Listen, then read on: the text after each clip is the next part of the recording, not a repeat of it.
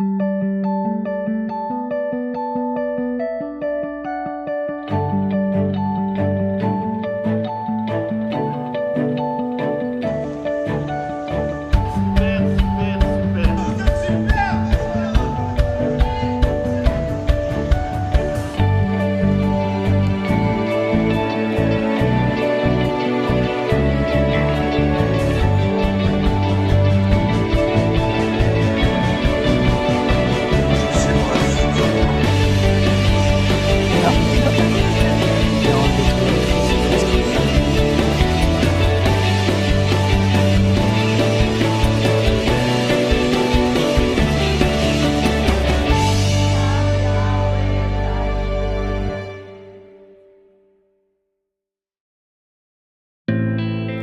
sommes au XXIe siècle, une ère marquée par la science et la technologie.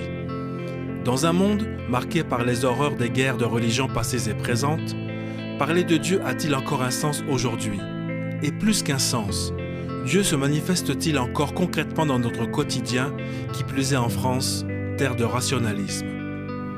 Dieu a-t-il le droit d'exister, alors même que beaucoup rejettent les racines chrétiennes de la France? Et qui est Dieu? Quelle relation pouvons-nous avoir avec lui? Comment peut-il agir et changer nos vies?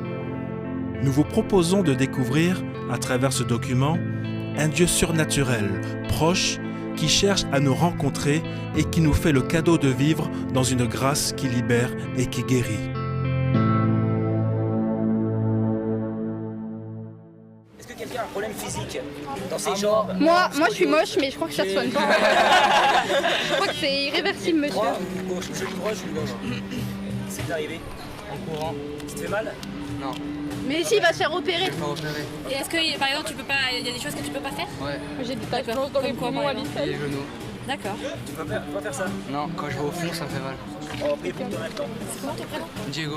Diego. Tu peux prier? Ouais. Non mais je suis filmée. Seigneur, je te remets Diego, je te remets sa douleur au ligament, tu vois. Seigneur, toi, dans ton royaume, il n'y a aucune maladie, aucune douleur, Seigneur, et je te demande maintenant de faire descendre ce royaume ici et maintenant, Seigneur. Tu as dit, le royaume est proche, Seigneur. Seigneur, je te demande vraiment de chasser toute douleur, Seigneur. Je commande vraiment à ces ligaments de se remettre à la bonne place, à ce genou de fonctionner correctement, à cette jambe de se plier comme il faut, Seigneur. Seigneur, gloire à toi. Vraiment sois grand dans sa vie, Seigneur. Oh Seigneur, que ta gloire paraisse maintenant dans sa vie, Seigneur. Que ta pluie de grâce, Seigneur, tombe en abondance dans sa vie, dans la vie de ses amis qui sont ici. Merci Seigneur Jésus, tu as guéri ce que tu l'aimes. Amen. Est-ce que tu accepterais d'essayer de faire ça doucement, sans te faire... C'est Comment on marché? fait ça? Ouais, voilà. Ouais, ça va. Ça, tu mieux. pouvais pas le faire. Non, j'avais mal. C'est de courir? De courir comme ça? Non, mais j'ai plus mal, ça fait du bien. Des fois, on entend que Dieu ne guérit plus aujourd'hui. Mais Dieu m'a donné plusieurs clés sur la guérison que j'aimerais partager avec vous. Déjà, je pense que Dieu m'a dit qu'il a guéri, quoi, et qu'il veut toujours guérir. Ça, c'est quelque chose qui me permet de prier pour les malades avec foi, de savoir que Dieu, la guérison s'est opérée à la croix il y a 2000 ans, donc la guérison est disponible pour chaque personne. Et ça me motive pour prier pour les gens. Une autre clé que Dieu m'a donnée pour la guérison, c'est que Jésus remplit de compassion. Et je crois vraiment qu'une clé pour la guérison, c'est d'avoir la compassion, d'aimer les gens et au travers de la compassion, de servir les gens. La guérison divine, effectivement, c'est une manifestation surnaturelle qui vient de Dieu.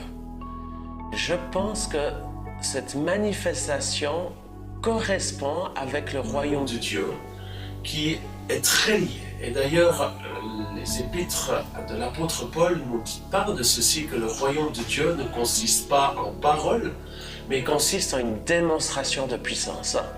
Donc effectivement, lorsqu'il y a une onction, une manifestation pour la guérison, il y a une certaine force, une puissance de Dieu qui vient, qui est transmise pour chasser la maladie, pour faire fuir les puissances des ténèbres.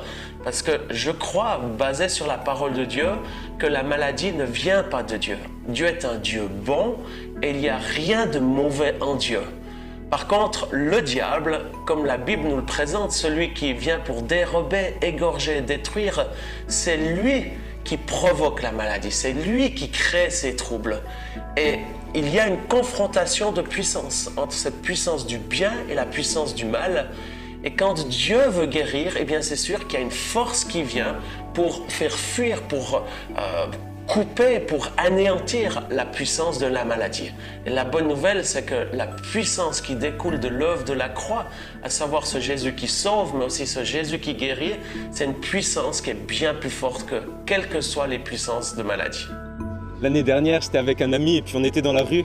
On parlait à un ami qui est un sans-abri bulgare et il était totalement désespéré. Il nous disait que son petit-fils était gravement malade et qu'il était dans un hôpital en Bulgarie, qu'il avait des problèmes d'estomac et qu'il allait peut-être même mourir.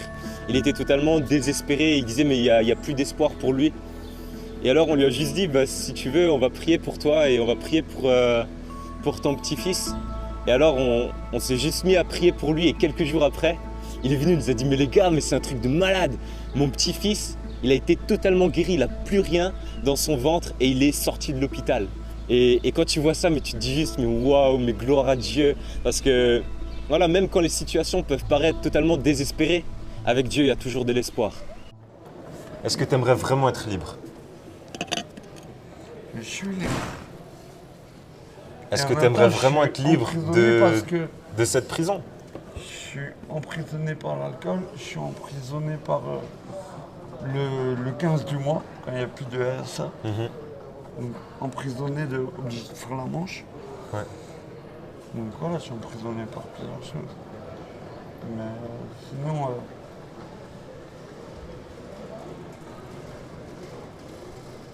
ce qui me fait chier, c'est la monotonie. C'est comme ça qu'on dit. Hein. Ouais, la monotonie. Ouais. Monotonie. Tous les jours, c'est les mêmes. Tous les jours, c'est les mêmes. T'arrives à 11h, à 1h, à 2h en ville, hop, tu vois tes potes. On boit. Ouais. On fume. Ça part en couille, ça part pas en couille. Alors, on parle pas de Dieu. Moi, je te le dis. Ouais, mais juste je vois avec comment. celui qui s'est montré avant, qui était torse nu, qui a fait la croix. Ouais. Je te dis, il faut pas manquer de parole. Enfin, je dis non, mais ouais. c'est comme un frère. Ouais, je vois comment. Ouais. On est tous les deux les seuls croyants. D'accord. Mais je vois comment, pendant des années aussi, j'ai passé mon temps finalement à squatter, boire des binges, fumer des jogs, rien foutre, que avec les mêmes potes. Toutes les journées les mêmes. Toutes les journées les mêmes. Été comme hiver. Après voilà, moi j'étais pas dans la rue, tu vois, mais je vois le délire, c'est la monotonie, c'est tout le temps la même misère. Et comme dit, je serais pas en train de te parler si j'avais pas lu. Parce que j'ai voulu me suicider une fois. Et t'as retenu ou quoi? En fait, j'ai vu une flash de Sky. J'étais à Paris. Ouais. J'en avais marre, tu vois, c'était en plein mois de février, j'avais froid, j'étais tout seul depuis 2 mois. Ouais. Plus de meufs, plus rien. Enfin... toujours, je dormais à l'endroit où je mangeais, où je faisais la manche. Au Monoprix à République à Paris. D'un coup, je me lève, je me mets au bord de la route et je réfléchis. D'un coup, je me retourne, je le vois assis sur le site des potes. Lui aussi. Il a capté que je ne l'ai pas vu, tu vois. Ouais. J'ai vu. Je me suis retourné, je l'ai pris, je me suis rassis, je l'ai pris dans mes bras. J'ai pleuré comme un chien. Comment j'ai pleuré. Je l'ai serré de toutes mes forces. Ça va, Marilou? Tu sais que je suis aussi passé par plusieurs phases d'alcoolisme, de dépression, et je prenais aussi des prods, tu vois. J'étais aussi pas mal un gros fumeur de joint aussi. Et donc voilà, je touchais un peu à tout, toutes les prods, LSD, champignons, tout ça. Donc je suis passé par... Voilà, je suis des centres de trip là. Ouais, je vois comment. Et quand j'avais... En tout cas, quand j'avais dans les 17 ans, on m'a dit si Jésus te libère, toi tu vas être vraiment libre. Tu seras réellement libre. Et je l'ai pris au sérieux et j'ai invoqué Dieu. Et en l'espace de quelques mois, il m'a totalement libéré. Et aujourd'hui, je prends plus aucun problème. J'ai du mal. Du mal à quoi? J'y crois. Ouais. Mais j'ai du mal à y croire à 100%. Ouais, je vois comment. Genre, il y a une part de toi qui te dit, il y a moyen, mais en même temps, tu te dis, mais c'est impossible. C'est qu'un nom. Jésus, c'est qu'un nom. L'autre qui est redescendu du ciel, machin, tout, c'est pas possible. Mais il y a le côté qui y croit, mais il y a une part, on va dire 80-20. Ouais, je vois comment. Et les 20, c'est du non. D'accord. Ça me laisse un blocage, quoi. Mais je m'obstine à y croire quand même. Ouais, je vois comment. En tout cas, Dieu peut vraiment changer ta vie. Et je te dis pas ça juste de manière théorique parce que moi-même je l'ai vécu.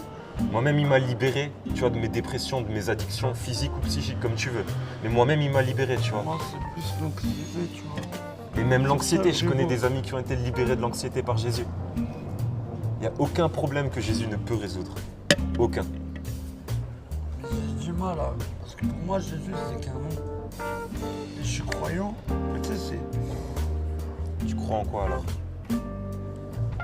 Je crois en Jésus, non, qu'il y a un Dieu, qui a quelque chose. D'accord. Tu crois que Dieu il existe, mais tu crois pas qu'il peut transformer ta situation? Je sais qu'il y a quelque chose qui nous a créés. D'accord. C'est tout. Un micron, je sais pas. D'accord, et est-ce que ce quelque chose ou ce quelqu'un peut transformer ta situation? Faut y croire. Faut se rattacher à ça. En tout cas, je crois que si Dieu nous a créés, c'est pas pour après nous laisser tomber.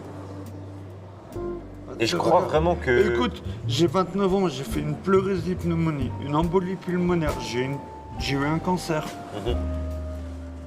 Et j'ai que 29 piges. Ouais. Franchement, faut bien y croire en Dieu, quoi. Ouais. S'accrocher. On m'a parlé de Dieu depuis que je suis petit et j'ai toujours cru en lui. Mais en même temps, ça me paraissait toujours un peu abstrait, il me paraissait toujours lointain. Et en fait, pendant longtemps, je l'ai résumé à une religion, à une morale, s'abstenir de faire le mal, essayer de faire le bien, fais pas ci, fais pas ça. Et pourtant, Dieu, il est tellement au-delà de la religion, tellement au-delà de la morale. En fait, quand j'avais 14 ans, je commençais à faire la fête un peu avec mes amis, fumer des joints, boire des bières, rigoler, tout ça. Et finalement, la vie que je menais était assez banale, assez médiocre. Mais lorsqu'il y a eu les vacances d'été, à mes 15 ans, on m'a invité à une rencontre de jeunesse chrétienne. Et je m'y suis rendu. Et au-delà de participer à un événement, au-delà de participer à un événement assez stylé, en fait, j'ai vraiment fait la rencontre de mon créateur. Ce jour-là, j'ai vraiment pris conscience à quel point en fait l'Éternel est accessible, à quel point il nous aime et que vraiment Jésus est le sauveur du monde. Et alors que je me rendais compte de ça et que je sentais cette paix, cet amour inonder mon cœur et que je pleurais de joie, j'ai fait cette promesse à Dieu. Je me suis mis à l'arrière de la salle à genoux et j'ai dit, mais Seigneur, moi je veux vraiment vivre pour toi. Je veux vraiment te consacrer ma vie. Et j'étais vraiment sincère et puis en même temps c'était facile pour moi de faire comme cette promesse parce que autour de moi il y avait des centaines de jeunes qui étaient dans la même dynamique d'adoration. Et quand je suis retourné au lycée à la rentrée, c'était carrément différent, j'étais tout seul et personne ne parlait de questions spirituelles et en fait très vite je suis retourné dans mon délire. Et finalement tout mon emploi du temps, toutes mes relations, toutes mes motivations, toute ma vie finalement se résumait à faire la fête, paraître, boire, fumer, vendre, faire pousser de la bœuf, zoner dehors. Et c'est dans ce contexte-là aussi que j'ai appris à apprécier même le délire des rave parties avec les champignons hallucinogènes, le LSD et toutes sortes de prods.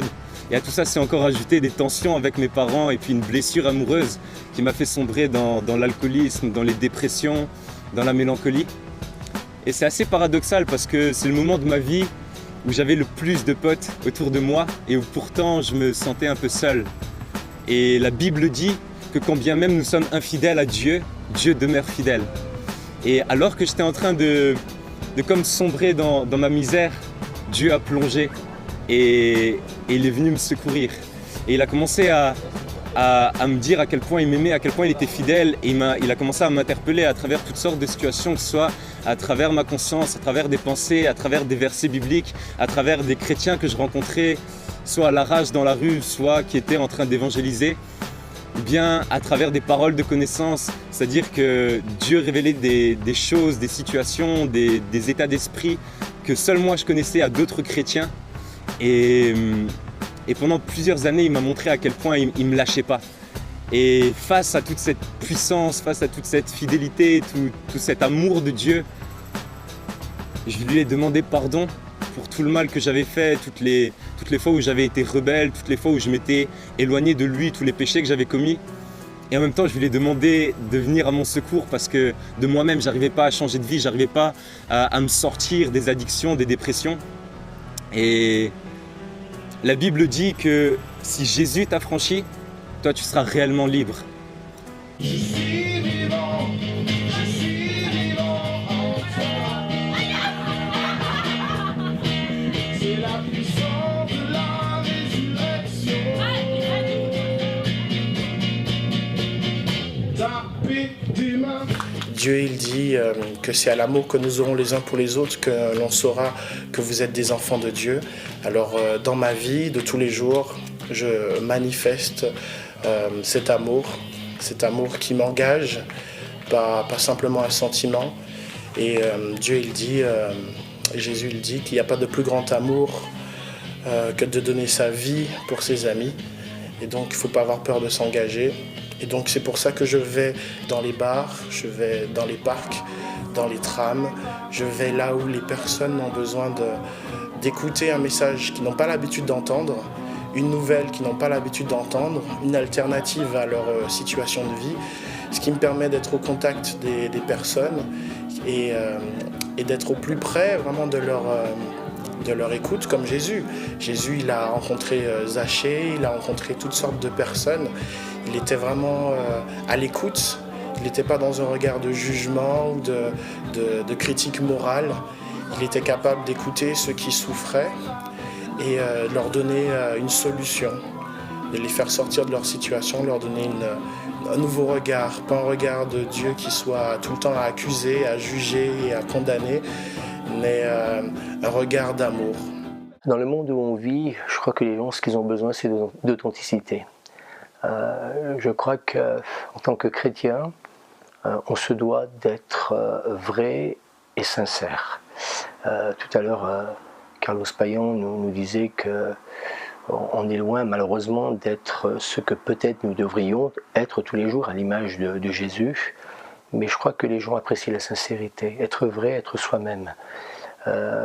Et je crois que c'est ce que le Christ a dit. Ceux-ci tous connaîtront que vous êtes mes disciples si vous avez de l'amour les uns pour les autres. Je crois qu'on a un témoignage, je dirais, important à donner aux autres. Je crois que bien souvent, on met en évidence l'étiquette religieuse à laquelle nous appartenons. Je crois que ce n'est pas ça le plus important. Le plus important, c'est quand le Christ a dit à ceux-ci tous connaîtront que vous êtes mes disciples en vous aimant. Je crois que c'est le témoignage qu'on doit donner. Dans l'Écriture sainte, dans la Bible, dans le Nouveau Testament, Jésus dit « Aimez-vous les uns et les autres ». Alors si, dans votre tête, les uns, c'est les catholiques, les autres, c'est les protestants, Jésus nous appelle à l'amour les uns et aux autres. C'est-à-dire qu'on ne peut pas les séparer. C'est-à-dire que si vous faites une recherche avec un moteur de recherche, les uns et les autres dans la parole de Dieu, vous allez trouver X fois, des dizaines, peut-être des centaines. C'est parce que Dieu ne peut pas séparer. C'est-à-dire que les uns, c'est ceux qui nous ressemblent, et les autres, c'est ceux qui ne sont pas comme nous. Et le Seigneur nous demande de les aimer. C'est-à-dire qu'on ne choisit pas qui on aime, c'est Dieu qui choisit pour nous. Et dans ce choix que Dieu fait à notre place, pour notre maturité, pour notre équilibre, et pour notre meilleur épanouissement, il nous met vers les uns et les autres. Les blancs et les noirs, les arabes et les juifs, les hommes et les femmes. Tous ceux qui peuvent s'opposer, Dieu n'oppose rien. Donc il dit, voilà, il faut aimer, car Dieu a tant aimé le monde qu'il a donné son Fils unique pour le sauver. Donc le monde, ça englobe tout le monde.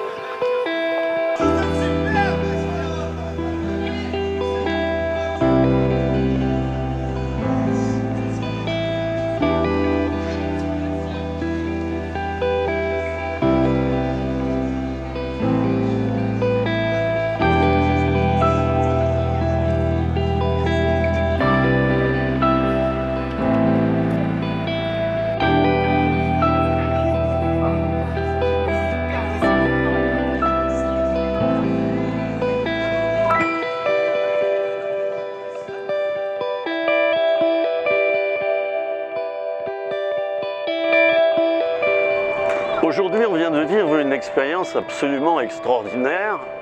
On était une petite équipe et alors on a décidé d'impacter la société à Lyon par l'amour. Hein. Alors, on sait très bien que dans notre société, dès qu'on parle d'amour, ça sous-entend le sexe uniquement. Le mot a été galvaudé, il a été tordu de sens, non pas que la sexualité ne fasse pas partie de l'amour, ça fait partie de l'amour, mais on ne peut résumer l'amour à la sexualité. Alors ça, c'est le premier point. Alors aujourd'hui, ça a été, oui, une expérience sensationnelle parce qu'on est allé à plusieurs avec des pancartes en mettant en gros sur notre panneau « Vous êtes super » et puis en dessous, on a mis free hugs, câlins gratuits. Alors le but, c'était d'encourager la population, d'encourager les gens, de leur montrer qu'ils ont de la valeur, qu'ils sont super, et puis de leur transmettre un peu d'affection, parce que ils en manquent terriblement, et un être humain sans affection, c'est comme une plante sans lumière ou sans eau.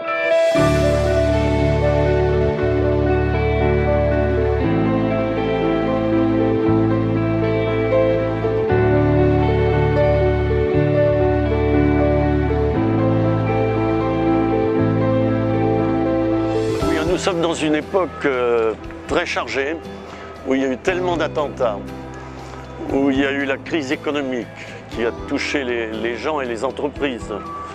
La famille est déstructurée. Hein, il y a 60% de divorces dans notre société à l'heure actuelle. Sur le nombre de mariages, donc 60%, c'est impressionnant. Alors il y a une peur chez les gens.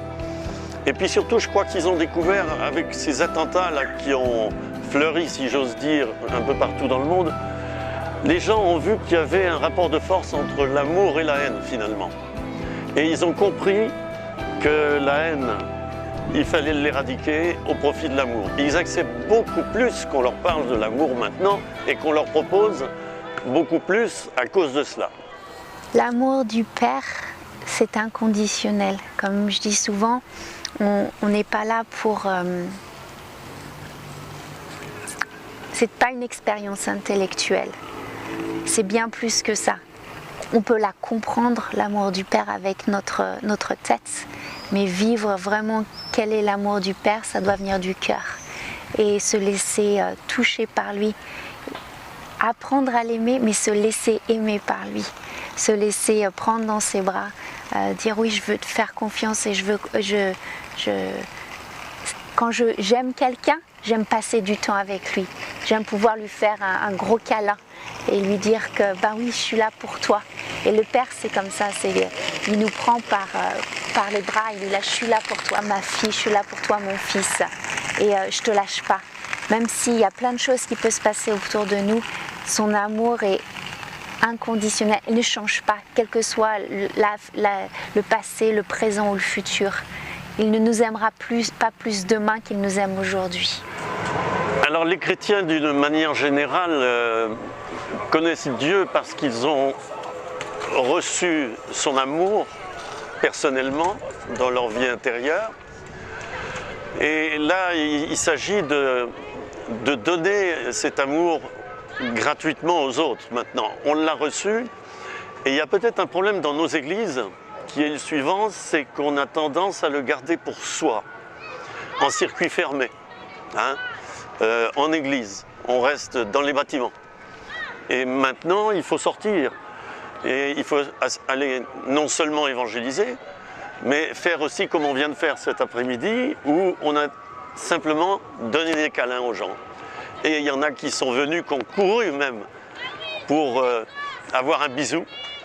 Et en tout cas, la plupart des gens sont enthousiastes, on l'a vu, et ils nous disent « Waouh, c'est super, continuez, on a besoin de ça maintenant ». Et ils veulent discuter avec nous et dire « Mais il faut répandre ça partout ». J'aime bien cette image de s'arrêter pour son prochain, de pouvoir écouter, de pouvoir être à l'écoute de l'autre, de pouvoir entendre là où est le besoin. Et c'est aussi à ça où ressemble l'amour. L'amour ressemble aussi à ça, à s'arrêter pour son prochain, s'arrêter pour l'autre. et écouter, entendre, bénir, encourager, exhorter. Partager ce que Dieu a sur le cœur pour cette personne. Tu dis que Dieu t'aimerait vraiment beaucoup. Yeah, and He created you a very special way.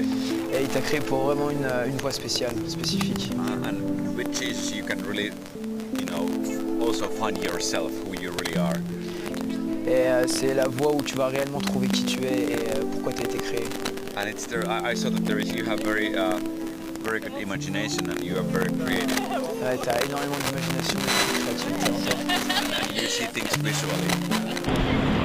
Ce soir-là, j'étais en train d'attendre mon ami à Charpennes.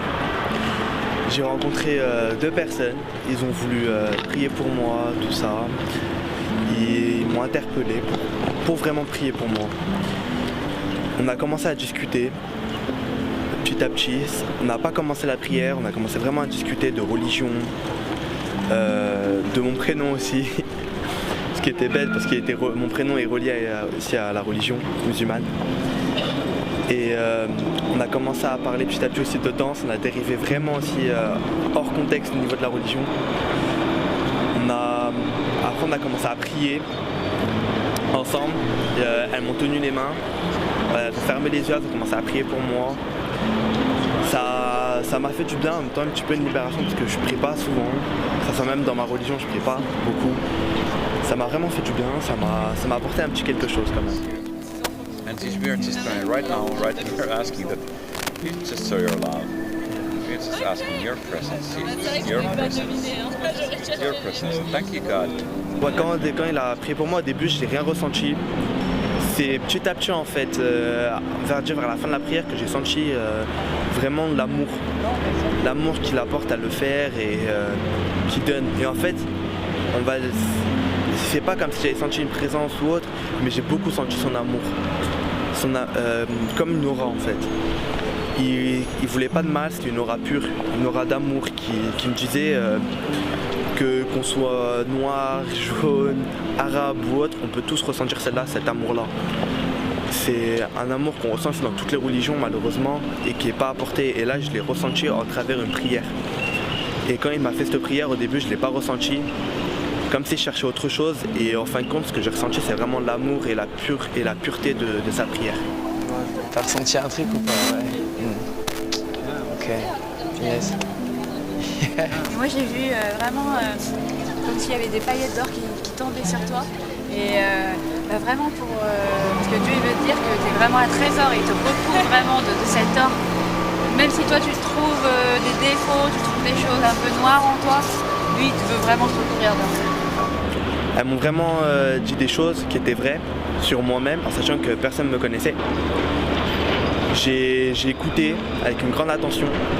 Il y avait des choses qui étaient déjà là et il y a des choses qui sont produites aussi. La sagesse, comme je le répète, la sagesse est venue beaucoup vraiment, comment dire ça m'a vraiment apporté quelque chose. Après qu'elles me l'ont dit, ça m'est venu directement. J'arrive même pas à en trouver les mots parce que c'était vrai. Ça m'a vraiment beaucoup apporté. Elles m'ont parlé, j'ai écouté. Après le soir même j'ai pensé et petit à petit au fil des jours ça s'est produit en fait. Il y a des choses qui sont vraiment produites. Alors moi je suis venu le soir à Charpennes. J'étais avec mon élève Hakim parce que je donne des cours de danse, c'est mon élève. Et en fait j'avais une compétition très importante le lendemain. Je devais partir en Angleterre et ensuite en Pologne. Je vais faire une compétition dans ces 2 pays-là de danse. Et j'ai demandé à avoir une prière importante pour moi parce que je partais loin de ma famille. Il y avait un budget important que je dépensais et que je voulais partir en bonne condition. Mais ce qui m'a le plus plu, c'est que j'étais dans une période où je cherchais à avoir plus de confiance en moi. Avoir la foi en Dieu. Moi je prie tout le temps avant de faire des compétitions, un examen, voilà, je prie tout le temps. Et c'est tombé à pic. C'est là que je voulais avoir une super onction pour pouvoir être en forme lors de mes compétitions. Donc c'est venu à temps quoi. Le fait que je puisse avoir mon voyage le lendemain et que je vous rencontre un jour avant, je pense que c'était une bénédiction et c'est ce qu'il me fallait.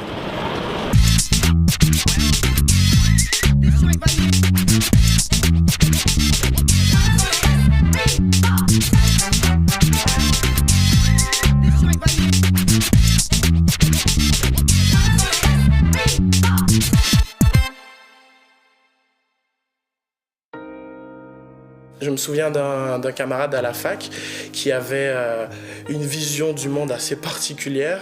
Il pensait que l'intérieur, c'était à l'intérieur de son camion et l'extérieur, c'était à l'extérieur de son camion. Donc il avait vraiment une vision assez particulière où il était à l'intérieur d'un bâtiment et il disait « Non, non, je suis à l'extérieur ». Et donc il était très hostile hein, quand on parlait de Dieu, il s'énervait, il était à 2 doigts de m'agresser. Donc j'ai pris le temps de l'écouter et il me disait qu'il aimait vraiment les plantes et qu'il prenait soin de ses plantes. J'ai fait « Ah, d'accord ». Et un jour, sa plante a fané et ça l'avait particulièrement touché. Et je lui ai expliqué, voilà, c'est en l'écoutant que j'ai pu lui donner une image et que je peux lui communiquer, lui expliquer qui était Dieu. Je dis, ben voilà, Dieu il est comme ça vis-à-vis de toi. Lui, Dieu, il veut il veut que tu grandisses comme ta plante. Il veut que tu sois épanoui. Donc, il fait tout. Il est prêt à tout faire, à te mettre dans les bonnes conditions, à te mettre de quoi, à ce que tes racines puissent se développer, que tu puisses être bien abreuvé, que tu puisses avoir la dose de soleil qu'il te faut pour grandir, pour que tu puisses porter du fruit. Et quand Dieu écoute ton refus, parce que Dieu t'écoute, quand tu dis je veux pas de lui, eh bien il est triste parce qu'il voit que tu te fanes, il voit que ta vie elle est compliquée, ça l'attriste, il n'attend qu'une chose, c'est que tu puisses le laisser t'aider à grandir. Et donc là il a fait ah bon, mais moi ce Dieu-là, il est intéressant ce Dieu-là. Je dis mais c'est ça le Dieu de la Bible, c'est ce Dieu-là dont je te parle.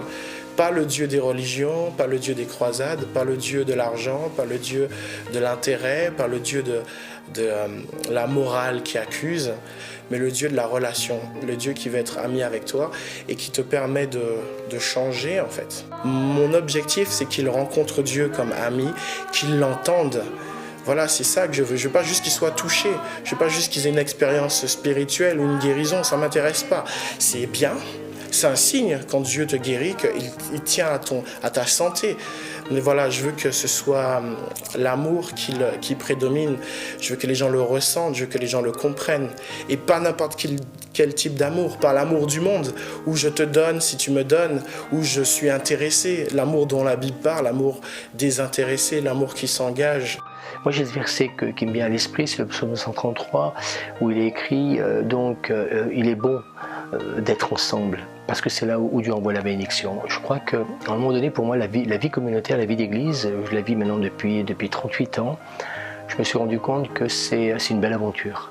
C'est des hommes et des femmes qui sont différents, chacun avec leur nature, leur personnalité, mais si chacun, quelque part, réalise que la richesse, justement, de nos différences, c'est de pouvoir s'accepter les uns et les autres, et puis, quelque part, vouloir ensemble, peut-être travailler à cette mission que simplement le Christ nous demande d'accomplir, c'est d'annoncer l'évangile ensemble, mais non pas simplement qu'avec des paroles, mais par des actes. Parce qu'en fin de compte, notre Dieu a un grand cœur.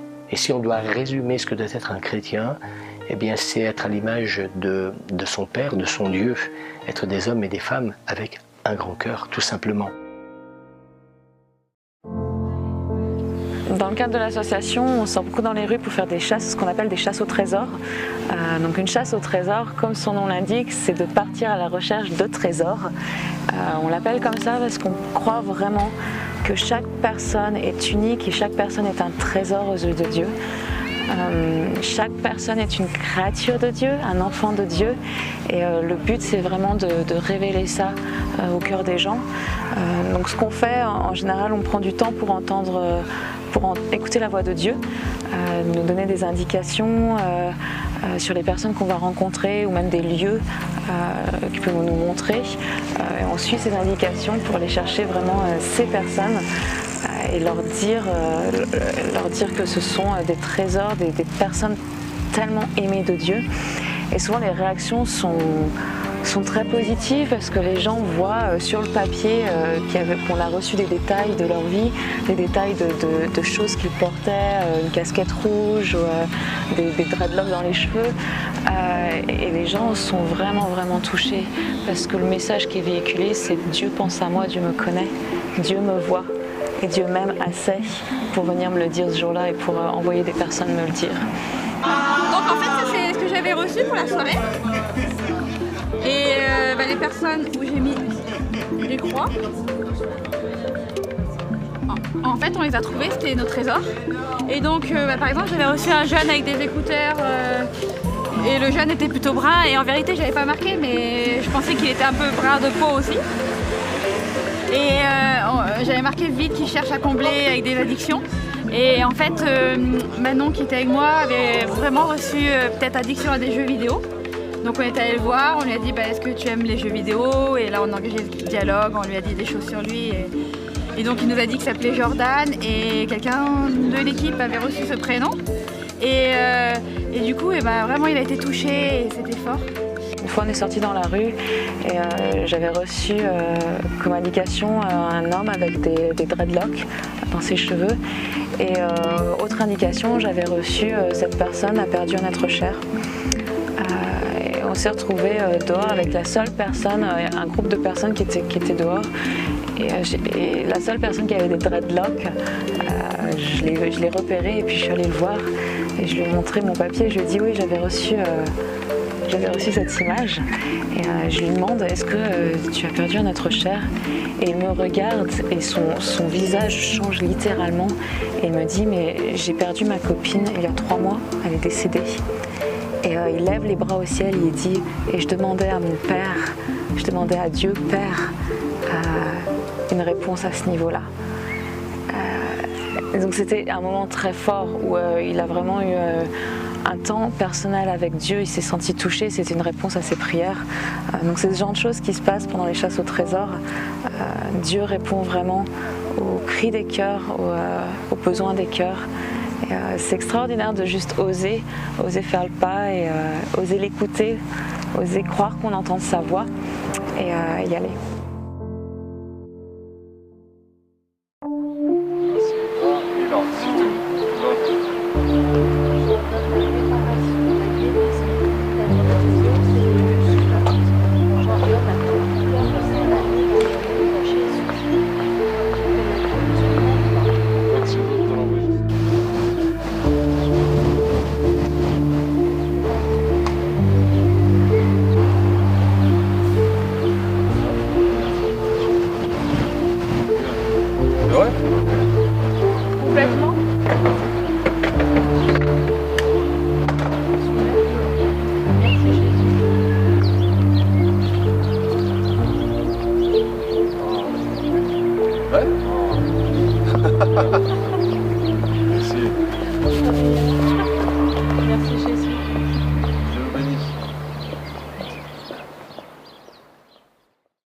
Si vous croyez en moi, vous allez prêcher la parole, vous allez guérir les malades et vous allez faire des signes et beaucoup de miracles. Et Dieu, il est puissant, il est amour, mais il est juste aussi. Et les miracles qu'on fait, c'est pas nous, on prie pour les gens, mais Dieu, il fait des miracles juste pour montrer qu'il est ici, qu'il aime les gens et que sur la croix, il a montré vraiment son amour. Et que chaque fois quand on croit en lui, quand on lui demande de venir, il nous pardonne et il veut agir dans le monde, il veut changer le monde, il est toujours présent. C'est pas juste la guérison qui est très importante, mais c'est aussi de s'approcher de Dieu. Parce que si tu n'as pas une relation avec Dieu, toutes les autres choses ne servent à rien. C'est juste des signes et c'est juste à l'extérieur. Mais Dieu, il regarde le cœur, il regarde ce que tu vis, ce que tu dis, ce que tu penses. Ça, c'est pourquoi il a dit que vous allez aimer votre Dieu avec tout le cœur, avec toute votre âme. Et en fait, c'est ça. Parce que quand tu comprends que tu es une fille de Dieu, que tu es le fils de Dieu, les autres choses, elles commencent à venir naturellement. Parce que si tu es vraiment l'enfant de Dieu, tu veux guérir les malades. Tu veux prêcher la parole parce que c'est ton Père, c'est ton royaume aussi, c'est notre royaume. Quand on va comprendre ça, que c'est notre famille, c'est notre devoir, que c'est notre famille, que c'est notre Père, on va être plus courageux et on va comprendre que les choses elles viennent de Dieu et tout ce qu'il nous demande c'est juste l'obéissance et la foi. On fait les choses dans la simplicité en fait, on fait les choses dans la simplicité. Une fois que la personne elle a vu que Dieu l'utilise, qu'effectivement ça fonctionne, la prière fonctionne, et ben ensuite elle n'a pas besoin de plus. Voilà, on lui dit bah écoute maintenant tu peux rentrer, retourner dans ta ville et puis faire la même chose maintenant là-bas. Et puis en général, les gens nous contactent quelques jours après. Voilà, on a reçu plusieurs mails de gens qui, quelques jours après, nous racontent les miracles qu'ils ont vécus.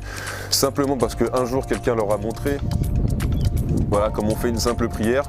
Et le lendemain, ou quelques jours, quelques semaines après, ils ont vu déjà des dizaines, des centaines de guérisons, quoi. Donc c'est vraiment, et à travers ces guérisons, c'est pas juste une histoire de guérison, c'est-à-dire qu'il y a des gens qui ont été touchés, qui ont entendu parler de Jésus, qui ont certainement donné leur vie aussi à Jésus, parce que voilà, les gens,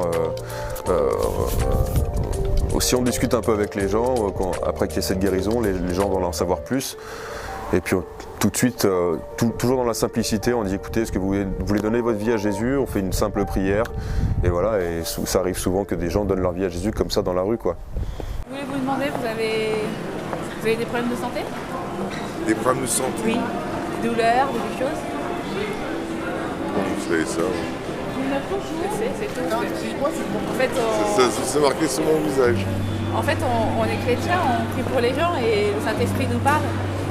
Et j'ai vraiment vu que vous étiez attirés vers nous parce que on avait peut-être quelque chose à vous donner en fait, tout simplement. Je sais pas, Est-ce que vous seriez d'accord qu'on prie pour vous? C'est gentil, mais je sais ça pas. Ça dure 3 secondes, vous nous dites par exemple parce que vous avez mal. Et après vous nous dites au bout de 3 secondes, enfin au bout de quelques secondes. 3 secondes? Non mais 10 secondes. Et vous nous dites si vous avez un petit peu moins mal et si c'est pas le... J'ai très mal au dos en fait, je souffre du dos. Qu'est-ce qui vous arrive? Bon, c'est une vieille histoire là, de 30 ans là. D'accord, pas forcément l'histoire, mais maintenant en fait, qu'est-ce qui se passe? Qu'est-ce que vous pouvez pas faire? Non, c'est une fibromyalgie. Oh, vous connaissez? Ouais. Et là par exemple tout le temps. Même quand je dors. Là, vous le sentez même? Ouais, tout le temps. Mais c'est une douleur diffuse, qui diffuse tout le temps, 24 sur 24.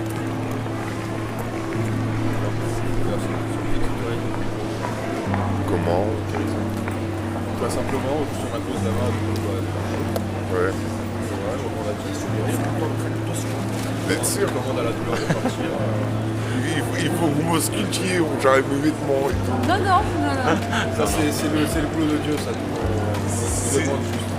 Qui c'est qui fait la prière? N'importe qui. Ça peut être tiré justement. Comme vous voulez. Laissez essayer, oui. Si vous me guérir, hein, allez-y. Il n'y a pas un endroit en particulier où vous avez mal? Le dos, c'est bon. C'est pas un point particulier. Voilà. Vous s'appelez comment, monsieur? Abdelkrim. Jésus, je te demande de guérir le dos d'Abdelkrim, de pouvoir vraiment le délivrer de ce qui le fait souffrir et pouvoir tout simplement l'alléger de ce qu'il appesantit sur ce dos. Vraiment qu'il soit guéri, qu'il soit restauré et qu'il puisse se mouvoir librement dans la vie. Je commande vraiment à ce que cette douleur parte définitivement du corps d'Abdelkrim, vraiment que cette douleur soit chassée à tout jamais. Au nom de Jésus. Amen.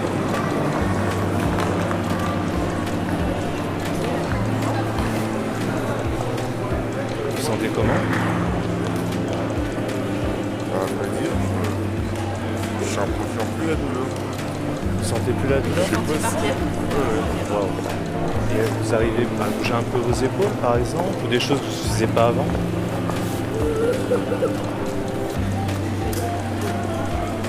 Je ne pas courir parce que... Non mais je suis un peu tendu. Ouais, ne serait-ce que bouger un petit peu vos bras ou de vous étirer par exemple comme ça. Simplement vous étirer, voir ce que vous arrivez peut-être pas à faire avant.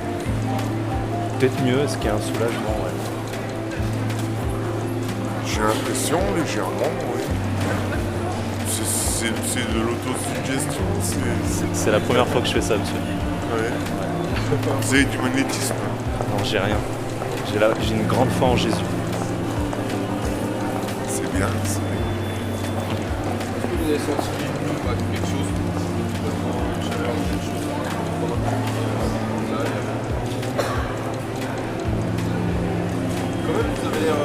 Ouais. Un peu étonné. Hein Je ressens des choses. C'est pas, je sais pas. Je pourrais pas mettre des mots dessus, mais. Ce que vous ressentez, c'est plutôt positif? J'ai l'impression, oui, mais ça va pas durer. Je crois pas que. Je sais pas.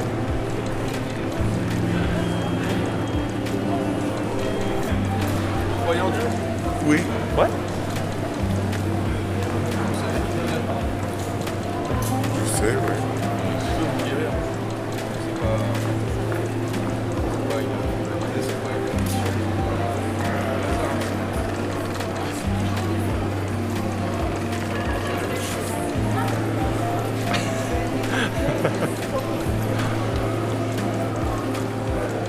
Jésus dans la Bible guérit tous les malades. Il a donné l'autorité à tous les gens qui croiraient en lui de guérir aussi les malades.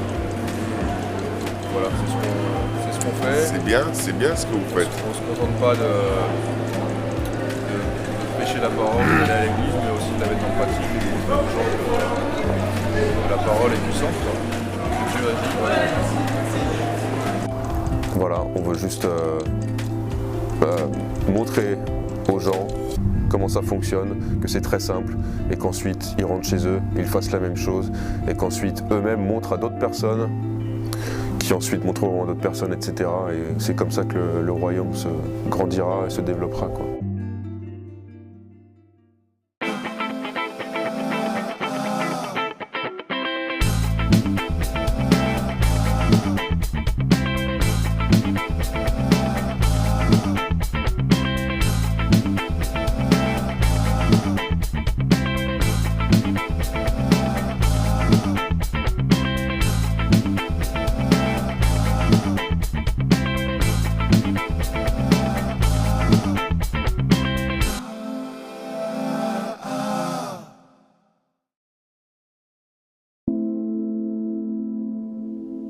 J'aime la grâce.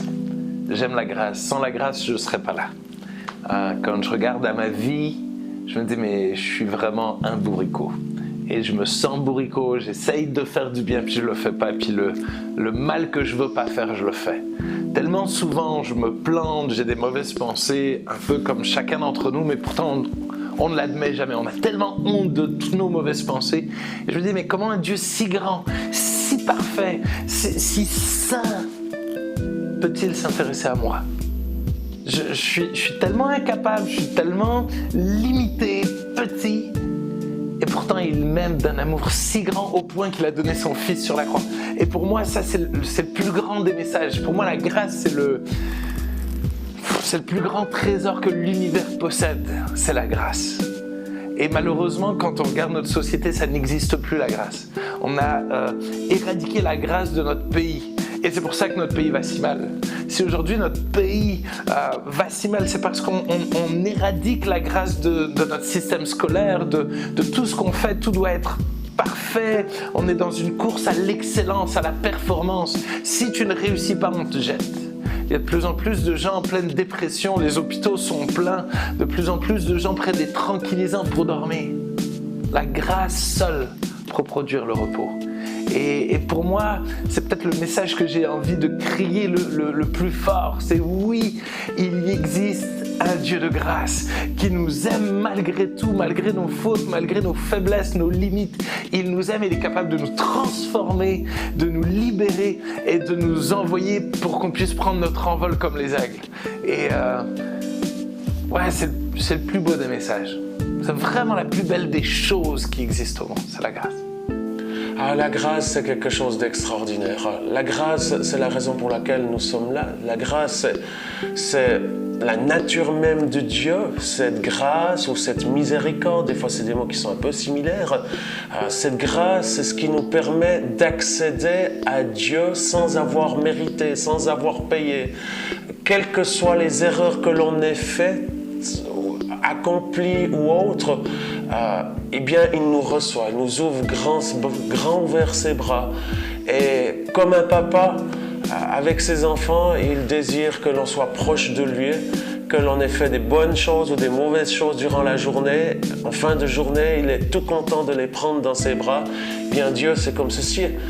Quel que soit d'où on vient, quelle que soit notre origine, quelle que soit notre couleur de peau, quels que soient nos défis, nos faiblesses, il a les bras grands ouverts pour manifester son amour et manifester cette grâce qui est justement, on n'a rien mérité, si ce n'est qu'on peut juste se tourner vers lui et le recevoir. La grâce de Dieu est infinie, c'est-à-dire qu'il n'y a pas de limite à sa grâce, il n'y a pas de limite à son amour. Là où vous êtes, dans le trou le plus profond, la déchéance la plus grande, Dieu vient vous chercher, il vient vous trouver, il peut guérir votre maladie, même si c'est une maladie incurable. Aucun miracle n'est trop grand pour Dieu, aucune déchéance. Le Seigneur peut vous libérer de la dépression et vraiment rien n'est impossible à Dieu. Sa grâce en fait est aussi infinie que le ciel lui-même. Et Dieu est venu jusqu'à nous en Jésus-Christ, il s'est fait homme. Il a franchi cette distance formidable qui sépare Dieu et sa grandeur et sa gloire de l'humanité en devenant lui-même homme par amour pour nous, pour vivre une vie sans péché, une vie sainte, pour prêcher le royaume de Dieu, guérir les malades, chasser les démons, nourrir les foules. Et au travers de nous, au travers des chrétiens, Jésus-Christ continue son ministère, il continue son œuvre, il continue d'aimer, il continue de bénir et de sauver.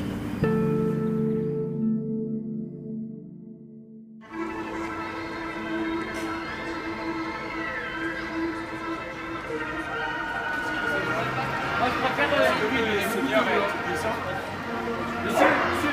parce que moi, je crois pas au miracle, parce que moi, j'ai la jambe gauche plus longue que la jambe droite. Parce qu'on peut aller sur un banc et que tu plaques ton dos pour tes dossiers. Oui. Tu dois avoir mal ou tu marches? Mais en fait, c'est pas que ça me fait mal, mais c'est que au fur et à mesure, à chaque fois, ça me tord le dos et je suis obligé d'aller le faire détordre et tout. C'est chiant. Normal. Ton prénom, tu t'appelles comment? Ulysse. Ulysse, voilà ce qu'on va faire. Jésus est là, tu vois, il te voit et il est assis à la droite du Père. Eh bien, demande-lui de te guérir. Dis-lui, Seigneur Jésus, guéris-moi. Et ensuite, on prie pour toi. Vas-y. Seigneur, guéris-moi. Amen. Amen. Au nom du Père, du Fils, du Saint-Esprit. Amen. Merci Seigneur Jésus. Seigneur, on te prie maintenant pour Ulysse au nom de Jésus. Seigneur, merci. Seigneur, que ces jambes maintenant, Seigneur, que cette jambe droite, Seigneur, soit au même niveau que l'autre maintenant, Seigneur. Qu'ils soient entièrement redressés maintenant au nom de Jésus, Seigneur. Merci, Seigneur, qui marche droit, Seigneur. Ulysse marche droit, Père, au nom de Jésus. Restaure-le entièrement, guéris-le entièrement. Mal, tu quittes ses jambes au nom de Jésus. Il marche droit, Seigneur. Cet homme marche droit maintenant. Par ta puissance, Seigneur, tu le restaures entièrement, tu le guéris entièrement maintenant. Jambes, redressez-vous maintenant, tu rallonges au nom de Jésus. Merci, Seigneur, d'avoir entièrement guéri, entièrement restauré, Seigneur. Amen. Amen. Elles sont au même niveau maintenant. Marche. Tu vois, on peut voir? Au nom de Jésus, marche. Marche. Ça marche. Jésus marche. Tu marches droit. Merci, Seigneur, c'est guérison. Tu as guéri Ulysse, Seigneur, il marche droit, Seigneur, par ta puissance. Ah oui, j'ai regardé si ça dure dans le Ouais. Bah, y a pas de souci. Ah ouais, elles sont au même niveau. Amen. Amen. Alléluia. Amen. Merci. Alléluia. Péché, Seigneur. Et tu l'aimes, Seigneur. Gloire à toi, Seigneur Jésus. Ben maintenant, j'aime Seigneur. Merci. Bah oui. Tu vois, c'est la preuve qu'il t'aime. Ouais. Sois béni. Cours. Essaie de courir.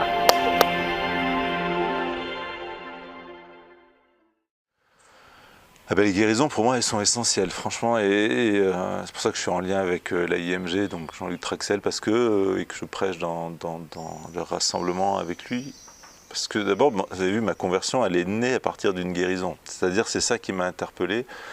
Et Dieu m'a vraiment sensibilisé à ça, que son ministère, c'est proclamer que le royaume de Dieu est là et de manifester ces signes qui l'accompagnent. Jésus prêche et il démontre. Il prêche et il démontre tout le temps.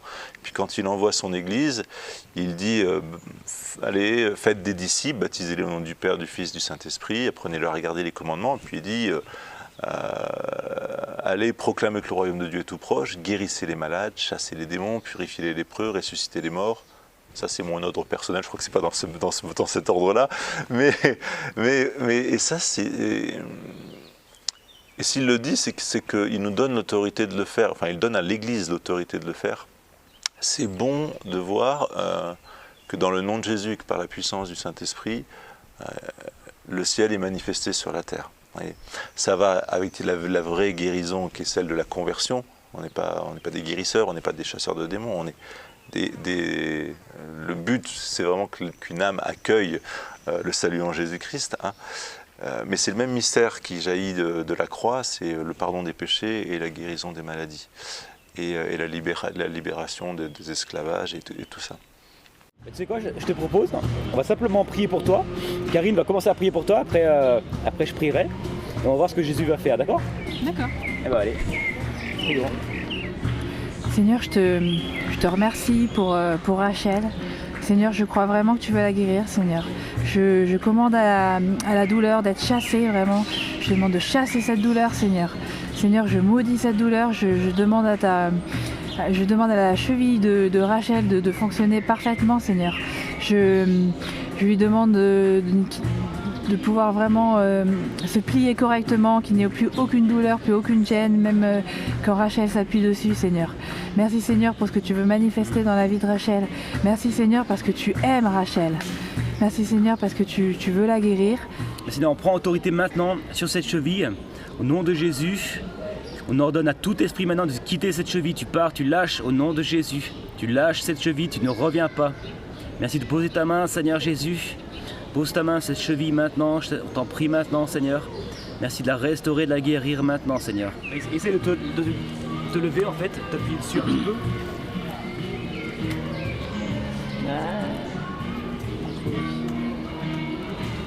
C'est encore douloureux. Toujours pareil ou un peu moins mal? Un peu moins, mais... On va continuer. Seigneur, merci de compléter cette guérison maintenant. Au nom de Jésus maintenant, cheville, tu te remets maintenant, tu te remets droite maintenant sans aucune douleur. Je t'ordonne maintenant de fonctionner normalement. Je t'ordonne, Rachel, au nom de Jésus, de marcher maintenant sans douleur. Maintenant, Jésus te guérit. Merci, essaye de marcher maintenant. Essaye de marcher un peu par la foi. Merci, Seigneur, de guérir Rachel maintenant, Seigneur. Ça va mieux? Merci entièrement, Seigneur, entièrement, sans douleur. Gloire à toi, Jésus. Merci, fortifie-la, Seigneur, fortifie-la dans la marche. Seigneur, Rachel marche avec toi, Seigneur, c'est toi qui guéris sa cheville maintenant. Tu es le Dieu des miracles, Seigneur. Alléluia. Ta parole dit aussitôt, Seigneur, c'est maintenant, Seigneur Jésus. Tu sens mieux, tu sens moins de douleur. D'accord. Merci beaucoup. Merci de compléter cette guérison, Seigneur, que vraiment Rachel n'ait plus besoin de ses béquilles, Seigneur. Merci de venir compléter, Seigneur, cette guérison de cette cheville maintenant, Seigneur, tu la fortifies maintenant, Seigneur. Que ton poignet maintenant soit béni, soit guéri maintenant au nom de Jésus. Merci de restaurer son poignet maintenant, Seigneur. Totalement et définitivement. Amen.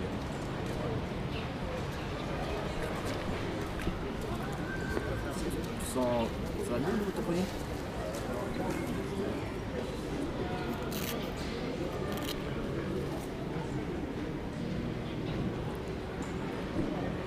Ah non, ça par contre, c'est incroyable. Oh. Seigneur, tu vois, un jour tu as prié pour cet aveugle. L'aveugle a réussi à voir, Seigneur, par ta grâce, mais il voyait flou, Seigneur. Alors tu as prié une seconde fois, Seigneur. Et cet aveugle a été totalement guéri. Oh Jésus, tu es le Dieu de la guérison complète. Seigneur Jésus, nous sommes imparfaits, Seigneur, mais toi tu es parfait, Seigneur. Nous manquons des fois de foi, Seigneur. Mais toi tu es puissant pour guérir, c'est toi qui guéris, pas nous, Seigneur Jésus.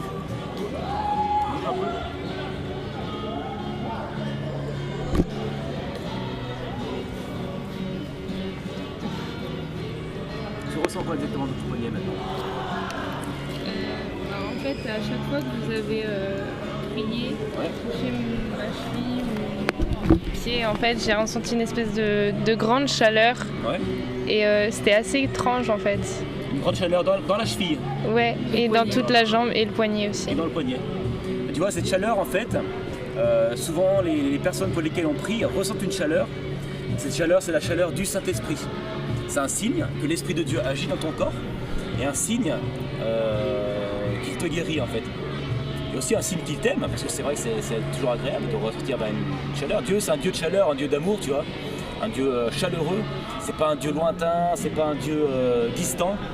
Mais c'est un Dieu qui nous aime concrètement, réellement, tu vois. Et ça, c'est cette guérison de ta cheville, de ton poignet, tu vois, c'est une preuve que l'amour de Dieu est concret, tu vois. Il est palpable. Paul dit, c'est par grâce que vous êtes sauvés par le moyen de la foi. Donc la grâce, c'est vraiment, c'est accueillir ce que Dieu a réalisé pour nous, d'accord ? Et ce que Dieu a réalisé pour nous, est-ce qu'il réalise toujours pour nous ? C'est-à-dire ce salut que Jésus nous a réalisé à la croix, en prenant notre place et en payant le prix pour que nous soyons sauvés et libérant la puissance de l'Esprit Saint, c'est nous offrant la vie divine. Donc la grâce, c'est le déploiement dans notre âme, l'activité de Dieu, on va dire l'activité même du Saint-Esprit qui nous sanctifie, qui nous libère, qui nous console, qui nous renforce, qui nous développe son fruit. La grâce, pour moi, c'est l'activité du Saint-Esprit en nous, d'accord ? Selon la volonté du Père et à partir du point de salut qui nous unit dans le Christ. C'est-à-dire que la grâce, c'est toute la vie de Christ qui va être déployée dans notre vie par le Saint-Esprit. La grâce de Dieu, c'est simplement quelque chose qu'on ne mérite pas, c'est un cadeau. Alors c'est très simple, si je pouvais le faire avec ma main, lorsqu'on tend la main vers Dieu, ça c'est la foi. Et lorsque Dieu tend sa main vers nous, ça c'est la grâce. Quand vous n'avez pas beaucoup de foi, la grâce de Dieu surabonde. Et si vous en avez beaucoup, elle se laisse toujours. C'est-à-dire que Dieu est toujours accessible. Il n'y a pas une situation qui est suffisamment profonde ou trop haute que Dieu ne pourrait pas atteindre. Mais on le voit notamment lorsque Jésus se fait baptiser. Jésus va se faire baptiser au Jourdain, donc à moins 392, 400 mètres au-dessous du niveau de la mer. C'est-à-dire que là, on comprend que le baptême, là où on est touché par Dieu en premier, c'est au plus profond. C'est-à-dire qu'on ne peut pas aller plus profond sur la terre, c'est là où commence notre vie chrétienne, au bas fond, et Dieu nous demande de monter après jusqu'à Jérusalem céleste. Donc c'est un mouvement qui est montant, et c'est ce que fait l'Esprit Saint en nous. Lorsqu'il vient en nous dans nos entrailles, il vient éclairer dans nos obscurités, dans nos ténèbres, jusqu'à la pleine lumière, pour qu'on soit illuminé dans notre cœur et qu'on rayonne par la face, par le Saint-Esprit, et que les gens voient dans nos yeux le Christ. Bienvenue à The Rencontre 2015.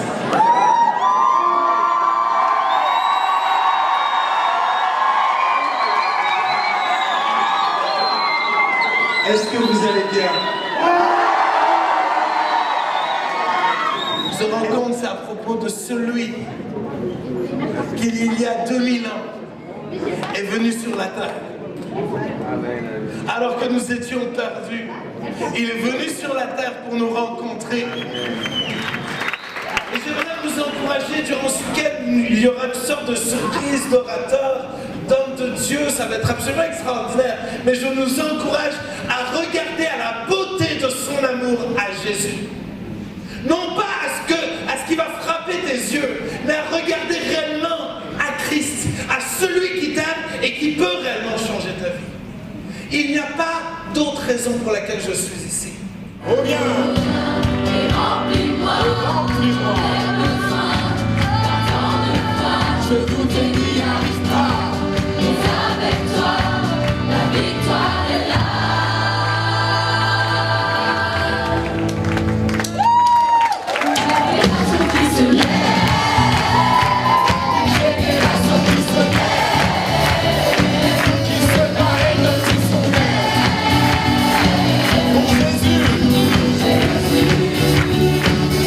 Là où il y a la grâce, il y a l'œuvre de Dieu.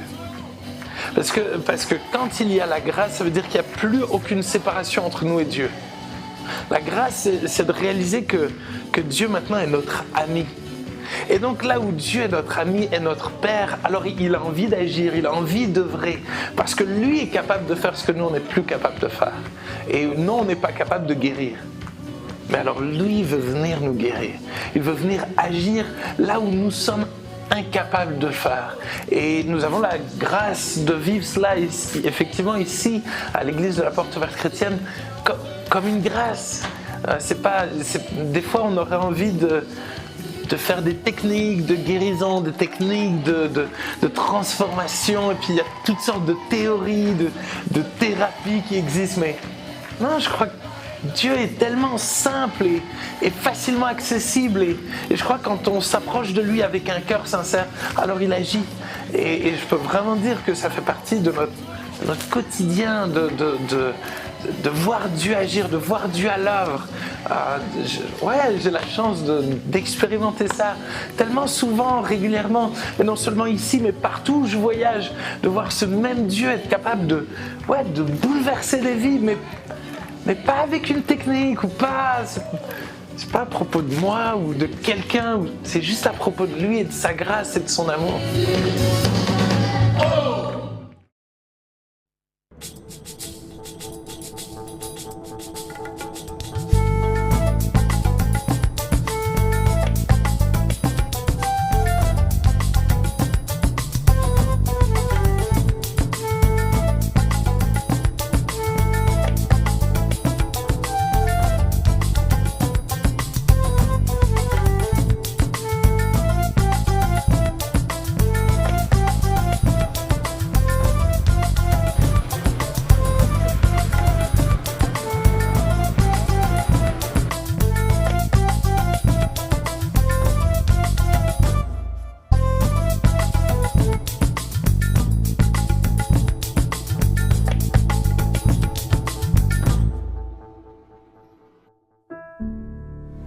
Une église dans un pays musulman, ce n'est pas quelque chose qui se fait normalement.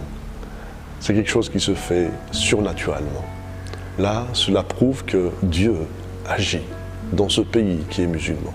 Que Dieu est venu aussi pour sauver notre peuple qui est l'Algérie. Et nous, on est donc membres de l'église protestante d'Algérie, qui est une église nationale, tous des Algériens.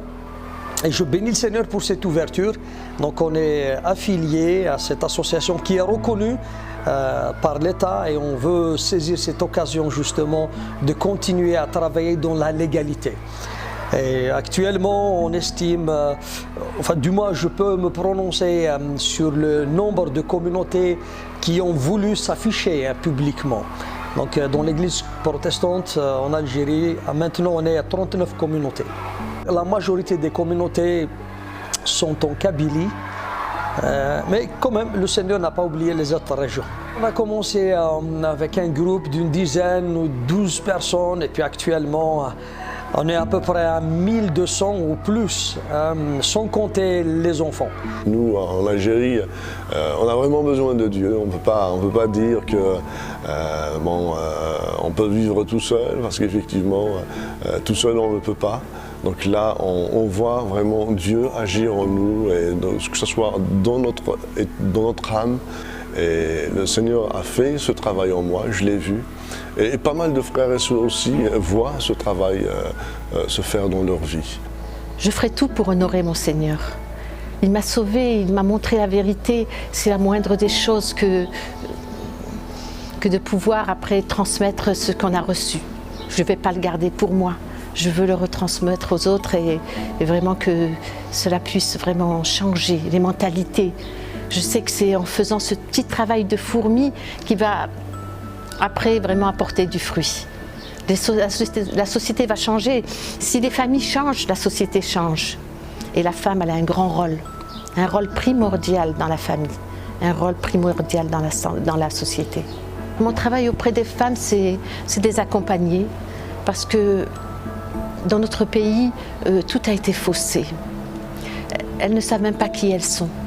Elles se sentent diminuées. Elles ne savent pas qu'elles sont vraiment des enfants de Dieu, que Dieu les a créées à son image, qu'elles sont les filles de Dieu. Et on leur apprend vraiment à apprendre qui elles sont, la valeur qu'elles ont, et à apprendre la vérité. La parole de Dieu est pleine de vérité. Et on les accompagne dans leurs problèmes de tous les jours, on leur explique comment gérer leur vie, comment gérer leur rôle, qu'elles connaissent leur rôle. D'abord, Dieu leur a donné un rôle. Elles ont un rôle très important. Elles sont mères, elles sont là, elles sont une aide pour leur mari. Et pour cela, on est un groupe, on a un groupe ministère des femmes, on est un groupe restreint déjà de 5 personnes, puis on a un groupe élargi, mais on organise des séminaires, on organise des rencontres, on organise des réunions, et on leur fait des réunions 1 fois par mois, et vraiment on leur apporte la nourriture, parce qu'elles ont faim et soif, ces femmes. Elles veulent connaître des choses. On leur explique la vérité, on leur explique comment se comporter tout est dans la Bible. Tout est dans la Bible. Et à chaque fois, on apporte des messages et après, on partage. Et après, il y a une question-réponse. On répond à leurs questions. On fait des petits ateliers. On fait des groupes de prière. On s'en occupe vraiment.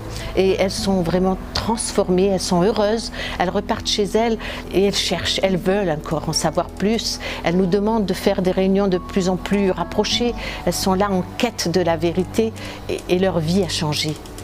شحال صراحة الوقت تسزر غارسي مدانا alors que بغيت نرجعو سيفاسني إلي. J'ai perdu énormément de temps en courant derrière des hommes, en cherchant derrière des solutions humaines, alors que mon père m'attendait. ستر غاسي العفو تسمح. J'ai demandé pardon à Dieu. Et j'ai pris la décision de marcher avec le Seigneur et qu'il tienne ma main. Parce que je sais, même si les hommes m'abandonneront, mais le Seigneur ne m'abandonnera jamais. Et je sais comment j'ai de la valeur aux yeux de Dieu. Et je veux l'honorer et je veux réjouir son cœur comme il a réjoui le mien.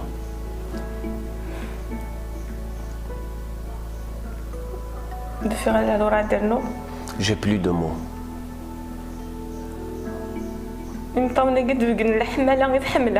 Et ces larmes parlent de l'amour que j'ai pour le Dieu. Je lui ai demandé pour qu'il m'accorde la grâce et la puissance pour que je ne l'attriste plus. Parce qu'il est digne. Il est juste. Il est juste, il est fidèle. Et je veux lui ressembler. Je veux glorifier son nom ici-bas sur terre.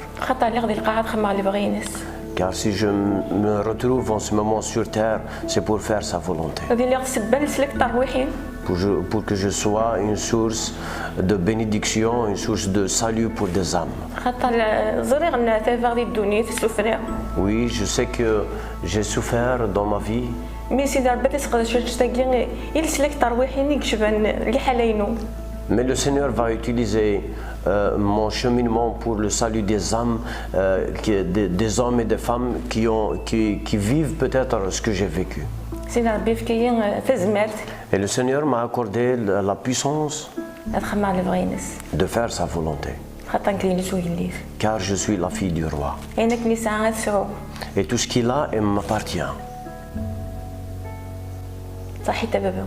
Merci mon papa de ce que je suis ta fille. Le Seigneur vous bénisse. Heureusement qu'il y a la grâce. La grâce nous affranchit de la religion. La grâce nous fait prendre conscience que sans lui, on serait encore dans les ténèbres. Dieu a manifesté sa grâce. Moi, quand le jour où j'ai donné mon cœur à Jésus, je me suis rendu compte de sa grâce. Que Dieu ne veut pas encombrer les hommes, que je le dis comme je le disais tout à l'heure, ou leur rendre le chemin difficile. Mais il est venu briser ce mur d'inimitié et nous donner la possibilité de le voir. La grâce, pour moi, c'est un Dieu qui se propose. C'est un Dieu qui ne s'impose pas, mais qui se propose avec amour. Et jusqu'à maintenant, c'est ce qui m'encourage. C'est qu'au-delà de mes efforts, au-delà de tout ce que je peux vivre, il y a cette grâce. Dans les moments difficiles, il y a cette grâce. Pour moi, dans les moments difficiles, je prends conscience de la grâce de Dieu. Que si je suis là aujourd'hui à témoigner, c'est tout simplement c'est la grâce de Dieu qui agit avec puissance dans ma vie. Et plaise au Seigneur qu'il y ait des milliers, des centaines de milliers d'Algériens à l'avenir qui vont faire cette expérience, celle que j'ai faite. La grâce de Dieu dans la vie d'un homme.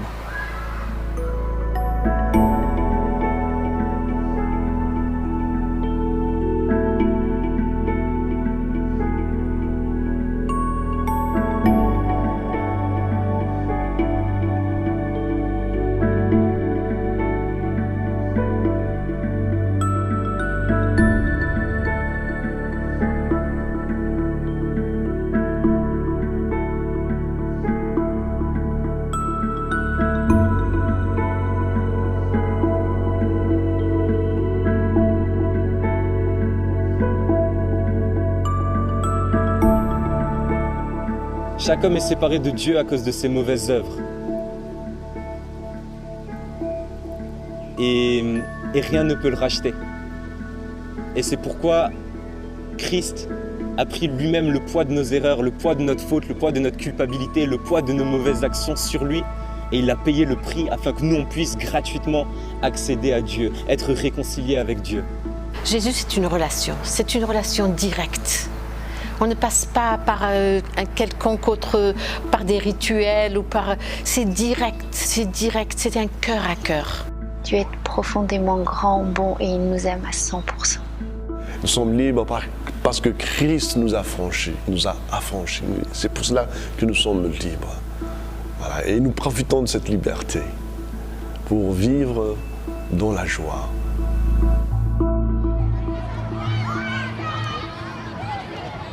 Merci.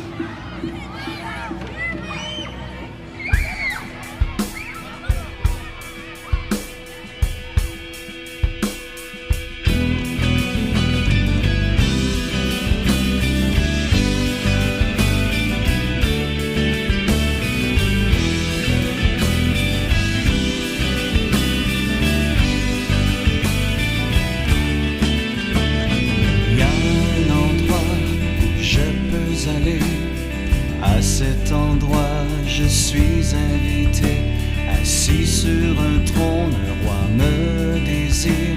Je ne peux résister, c'est lui qui m'attire. Debout devant lui, les yeux pleins de larmes, il m'ouvre son cœur et me prend dans ses bras. Et à cet instant, la nuit est comme le jour. Je suis consumé par son amour, ces fleuves d'amour.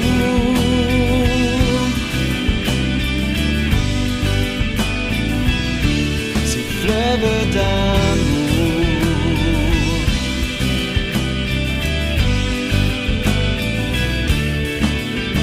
Blotti dans ses bras, les questions explosent.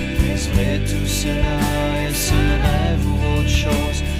Peut-il m'accepter et vraiment m'aimer après tout le mal dont je me suis lié? Soudain je l'entends, mon cœur frémit, ces mots me transpercent et me donnent la vie. Je t'aime mon enfant, je t'ai toujours aimé, sois consumé par mon